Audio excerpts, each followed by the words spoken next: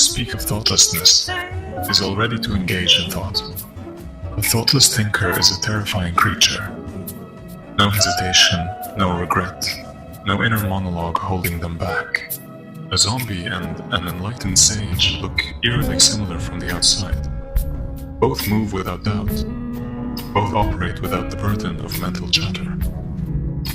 The difference is that one transcended thought, the other simply never had it in the first place. So what separates a lunatic from an awakened being? The truth is, we are never in the moment. By the time you register a thought, it's already old news. Reality moves faster than your cognition, leaving you perpetually one step behind, narrating events that have already slipped through your fingers. You are like a bad sports commentator, trying to keep up with a game that is happening just a little too fast. Even before a word leaves your lips, it has already been scripted in thought. And before thought even forms, something else precedes it. Thought is not even the first domino. It is a midpoint, a middleman pretending to be the source. If thought is always too late, always chasing the present but never quite reaching it, then where is the present actually happening? By the time you recognize a moment, it is already past. You are not thinking reality, you are remembering it. So you see, this isn't just about the gap between thought and speech. The same delay exists between the raw, unprocessed experience of reality and the thoughts that attempt to make sense of it. Something happens, your mind grasps it, frames it in language, and only then can you understand it. But what about before that? What is reality before you wrap it in words? This is the paradox of conscious experience. You exist in a state of constant retrospective. You never meet reality at all. You arrive slightly late to every moment, only to find it has already moved on. And if your thoughts are always lagging behind, then who or what is actually living in real time? The you that reflects is never the you that acts. The moment you think about what you are doing, you are no longer doing it. The moment you think about being alive, you are observing your life from the outside. Thought is not an instantaneous emergence. It is an ongoing process where cognition references itself recursively, generating higher order reflections, such as thinking about thinking. We are never fully able to speak our thoughts because words are clumsy. Speech is a translator for any moment. The moment you think something, it is already distanced from the original purity of the idea. Language always carries the residue of its imperfect meaning. What comes to your tongue is not exactly what was born in your mind. So, this distance is not merely temporal, it's also ontological. We are never fully able to represent the essence of a thought, because the thought is bound by the inherent gaps in language and perception. Every time you speak, a fragment of the idea, the pure thought, is lost to the incompleteness of expression. You speak it, but it's always fragmented, imperfect, and partial. The distance is a necessary feature of reflective consciousness. There's something deeply absurd about the fact that even to negate thought, we must think. This is the distance between raw being and intellectual apprehension, between presence and articulation. It is why no experience can ever be described exactly as it is lived. The second you translate life into language, you lose the immediacy. Words require structure. The moment you think, you fragment. The moment you name, you define. The moment you define, you exclude. Thoughtlessness is undivided, but the mind is a machine of division. Even in meditation, in those fleeting instances where thought seems to dissolve, there is an awareness of the absence of thought. This awareness itself is a form of cognition, a meta-thought, a shadow of thinking.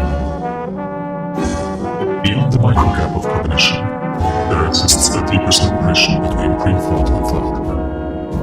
Before a conscious thought forms, there is an underlying conceptual crystalline, a raw, pre-linguistic structure of awareness. This is the non-thought form, the space where ideas exist before they crystallize into words, or even structured cognition. Some call this intuition, others refer to it as pre-verbal cognition. But the phenomenon is consistent. Thought does not emerge fully formed, but congeals from an implicit, often ineffable domain. The non-thought form gives birth to thought. The abstract becomes defined. Vague intuition is now specific and pivotal. The state where thought does not observe itself in impossible, or is consciousness doomed to chase its own tail, a snake devouring its own body in the endless Ouroboros of self-reference. It looks like thoughtlessness is not a destination, but a tension, an asymptote that the mind approaches but never quite touches. You may sit in silence, watching thoughts drift like clouds, but most of the time, the watcher remains. And as long as there is a watcher, there is thought. So the only way to be thoughtless would be to disappear entirely, to let go of the one who is trying to let go. You cannot do thoughtlessness because as soon as you try, you've already thought. You grasp at it, but it slips through your fingers, as elusive as smoke. Every time you think you've arrived at no thought, it pulls you back into its gravitational pull. What makes this dark arc of consciousness so deliciously maddening is that you are not a separate being, trying to find yourself in a world of lost souls. The very concept of looking for freedom is itself a cage, a paradox wrapped in chains of its own making. The thoughtless thinker has discarded the idea of freedom as a grand ideal and simply lives in it. Freedom is not a destination, it is the absence of the need for destinations. To know nothing is to be everything. The thoughtless thinker has given up knowing. He no longer stands in the realm of answers. The paradox is clear. No, you must not know. To know nothing is to slip out of the grasp of thought itself, allowing the world to pour itself into you without the filter of interpretation. The beauty is that the thoughtless thinker has surrendered the need for truth, and in doing so, has become the truth itself. Well, if consciousness comes from a wrinkled electric sponge, then what a humiliating origin story we've got. The grand cosmic observer, built from cholesterol and protein.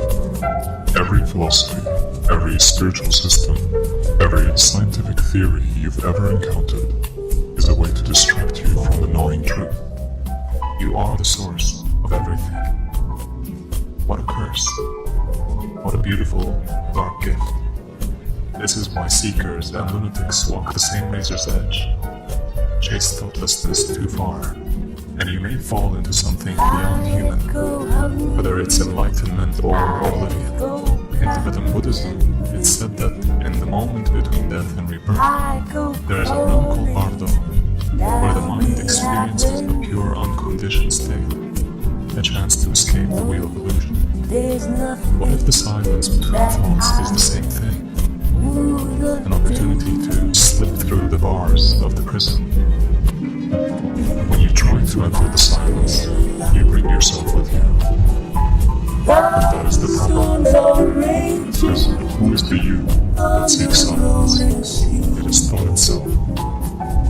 To reach the silence between thoughts, you must leave behind the one who wishes to reach it. Imagine a computer program designed to delete itself the moment it detects its own existence. That's what the mind does when it attempts to be thoughtless. Usually the more you try to silence your mind, the louder it gets. The thing is that a self-aware system can never fully shut itself down. This is the first lesson of the thoughtless thinker. You cannot turn off the mind by force. Instead, see it as an analog of the art of optical illusion. You may have the freedom to move in all directions, yet you are still a prisoner within your own idea of freedom. Develop the skill of seeing. Exercise your inner eye, and you will be able to see both illusions.